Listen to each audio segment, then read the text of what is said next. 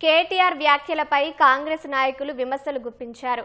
చింత చచ్చినా పులుపు చావట్లేదు అన్నట్టుగా కేటీఆర్ వ్యవహార శైలి ఉందని ప్రభుత్వ విప్ ఆది శ్రీనివాస్ అన్నారు. జూబ్లీహిల్స్ ఉప ఎన్నికలో చావుదెబ్బ కొట్టినా కేటీఆర్ అహంకారం ఇసుమంతైనా తగ్గలేదని ఎమ్మెల్సీ అద్దంకి దయాకర్ ధ్వజమెత్తారు. సోషల్ మీడియాలో తప్పుడు ప్రచారం, ఫేక్ సర్వేల పేరుతో మైండ్ గేమ్లు ప్లే చేసినా జనం చీ కొట్టారని దయ్యబట్టారు. స్థానిక ఎన్నికల్లో కూడా ఓడిపోతామనే భయం పట్టుకుందని పేర్కొన్నారు.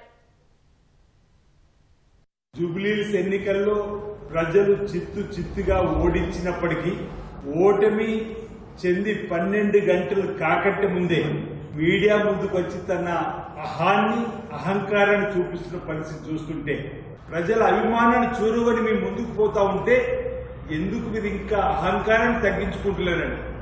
కొద్ది రోజులు మీరు ఏం మాట్లాడకుండా ఉండుంటేనే మీ బీఆర్ఎస్ పార్టీ బతుకుతుంది తప్ప మీ సొంత చెల్లి వేసిన ప్రశ్నకు ముందు సమాధానం చెప్పు.